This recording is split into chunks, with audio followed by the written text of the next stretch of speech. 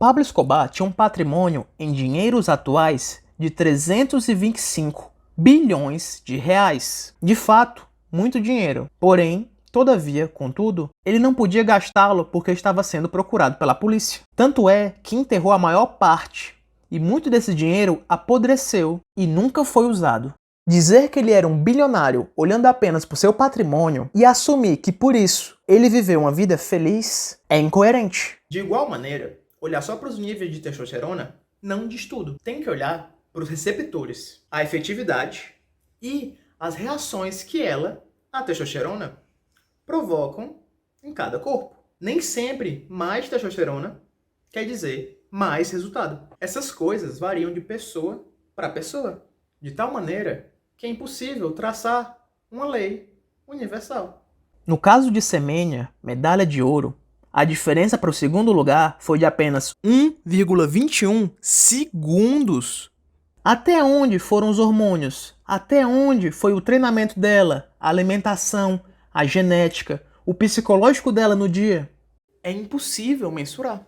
Michael Phelps pode até ser o maior nadador de todos os tempos, com 37 recordes mundiais e 23 medalhas de ouro, mas não quer dizer que ele era invencível. Detalhe que, em todas essas competições, as diferenças entre o primeiro e o segundo lugar são tão pequenas que, sem tecnologia, seriam todos empates. Bicho, é muito louco isso. Eu passei aqui esse tempo todo falando do papel da genética do cara. E tudo isso para superar o adversário 1/milésimo de segundo. E esse milésimo de segundo podia ser também 1 milhão de outras coisas. Podia ser uma fatia de pão que ele comeu a mais ou a menos no dia anterior. São tantos fatores que não dá para dizer até onde tem justiça no esporte. Originalmente eu queria fazer um vídeo mostrando tudo que eu pesquisei para provar que não era justo atletas cis e atletas trans competirem na mesma categoria. Nascer homem traz uma série de vantagens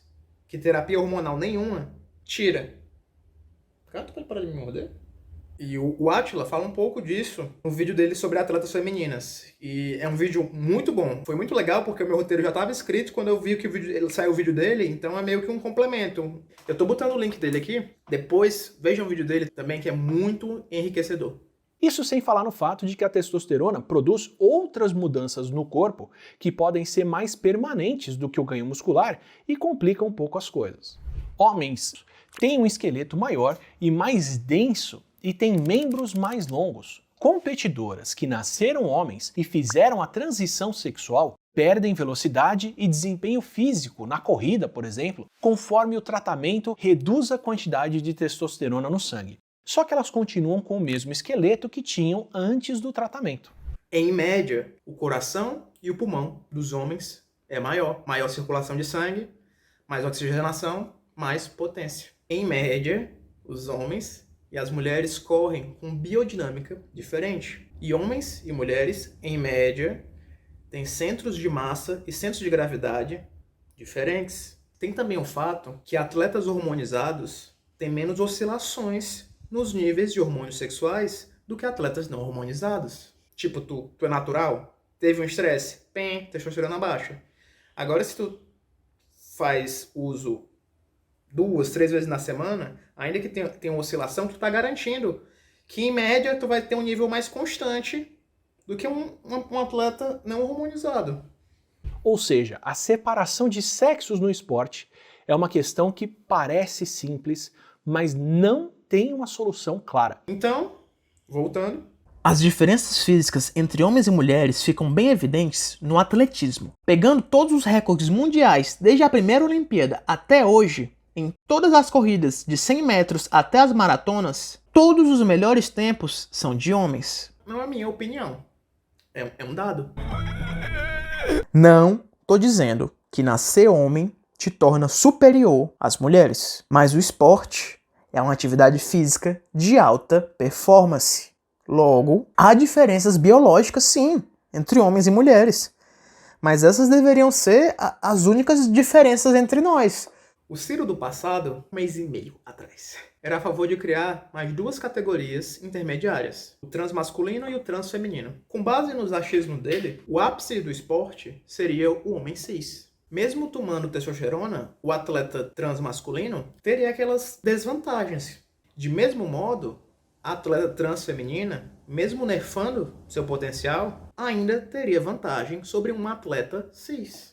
E para leigos, essa frase ofensiva do Ciro do passado poderia parecer ofensiva. Mas ainda bem que eu evoluí e não sou mais ele, então vamos continuar. Um dos casos que eu usava como parâmetro era o da ciclista Veronica Ivy, que enquanto competia na categoria masculina não teve grandes destaques. Só que, após a terapia hormonal, ganhou o direito de competir na categoria feminina e, virou recordista mundial no 200 metros feminino para atletas de 35 e 39 anos. Polêmico, eu sei. Porém, cruzar uma linha de chegada primeiro é ok. Sussa. Porque quem perdeu teve no máximo a frustração da derrota. Na próxima competição, elas tentam de novo.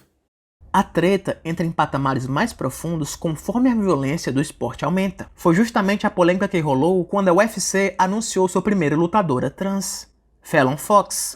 Até onde as vantagens do corpo da pessoa podem ir para haver uma competição justa em um esporte de porrada? Muitas atletas cis se manifestaram se sentindo ameaçadas, achando que elas iam ser prejudicadas. E para um atleta, isso é a razão da vida deles, né? Eles se dedicam. Então elas foram falar que, olha, não querendo ser uma pessoa transfóbica, mas eu acho que isso aqui tá errado. E o que aconteceu? O autoritarismo da militância. Porque essas atletas foram taxadas de transfóbicas por dizer as mesmas coisas que eu falei aqui. Repercutiu. E os atletas que já não têm essas coisas de visibilidade, patrocínio, perderam o patrocínio. E até hoje tem muito disso. Diga que você é contra, mas por uma razão específica, esse fatinho aqui, é isso aqui. E ainda assim tu é taxado de transfóbico. Então as atletas pararam de se manifestar e simplesmente abaixaram a cabeça. O que pra mim é a definição literal de censura. Não deve ter assunto proibido. A gente deve ser livre para debater tudo, porque é assim que a gente desmistifica as coisas. Porque já dizia o Golias dos Gárgulas, os humanos temem aquilo que eles não conhecem. Então, como um ser de luz iluminado e belo que eu sou, fui conversar com os meus amigos trans. Um deles me mostrou um caso que quebrou meu argumento. Chris Moiser é o primeiro atleta trans a vencer o Campeonato Nacional Americano de Marcha Atlética. Ele competiu com homens cis de todo o país e venceu todos. Ciro ficou em choque. Se eu assumir que nascer mulher era uma desvantagem no esporte, como Chris ganhou seu título nacional? Talvez Ciro Belo do passado estivesse equivocado. Foi aí que eu voltei ao caso da levantadora de peso Laurel Hubbard. Quando ela competia na categoria masculina júnior, foi recordista com um total de 305 quilos no LPO. Então já pensei, pronto, ela agora vai competir nas Olimpíadas e o ouro vai ser garantido. Fui pesquisar melhor e ela começou sua terapia hormonal em 2012, aos 35 anos de idade. Em 2017, ela foi medalha de prata no Mundial e em 2019 ela foi ouro nos Jogos do Pacífico. E em 2020, venceu o Mundial de Roma com um total de 270 quilos. Neste mesmo evento, o vencedor masculino, com um peso mais parecido com o dela, Lasha Talakatse.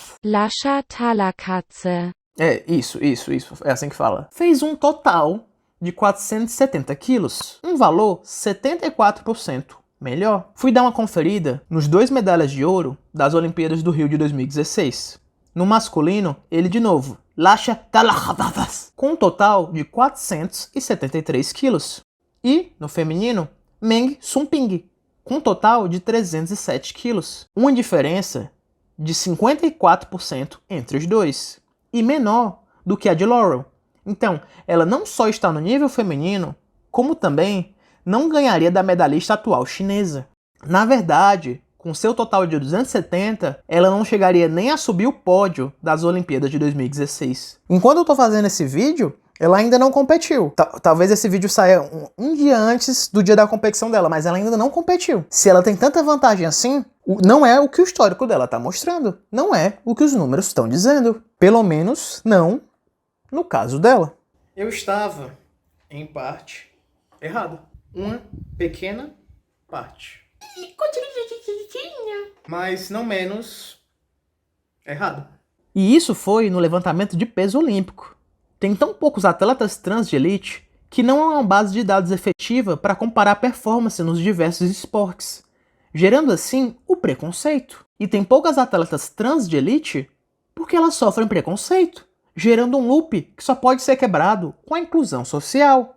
E talvez seja isso que o Comitê Olímpico está fazendo, quebrando o ciclo da discriminação. Claro, em alguns pontos eles ainda são falhos, como no caso da Semenya, mas é muito melhor falhar tentando ser justo do que suceder tentando ser injusto. Não, para. Terminou ainda não. Sai do vídeo não. Fica aí, pera. Esse vídeo não pode terminar aqui. Porque falar de pessoas trans é sempre delicado. Porque uma coisa é criticar o grupo dominante que sobrevive às críticas. E a outra coisa é falar de um grupo minoritário que não só leva crítica, como leva tiro, porrada e bomba. E é por isso que precisamos falar de... Em 1975, foi lançado o filme The Rocky Horror Picture Show. Um dos protagonistas do filme é o Dr. Frank Enfurter. Dr. Frank é um príncipe, cientista alienígena travesti da galáxia transexual do planeta Transilvânia. Mas ele é traído pelo seu povo e um personagem que eu não vou dizer o nome, porque você vai assistir o filme, faz esse discurso ao capturá-lo.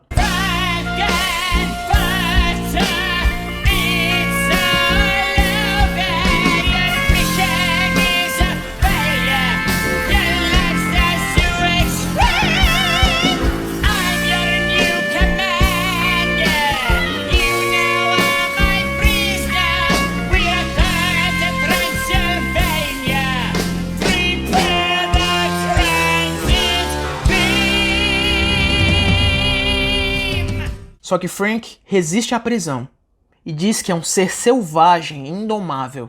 Ele reage e é executado a sangue frio na frente de seus súditos. E é a mesma coisa que acontece todos os dias com membros da comunidade LGBTQ. Preconceito, discriminação, abandono por parte da família, violência psicológica e física. E de todas as categorias da sigla, inegavelmente uma sofre mais que o restante, as pessoas trans.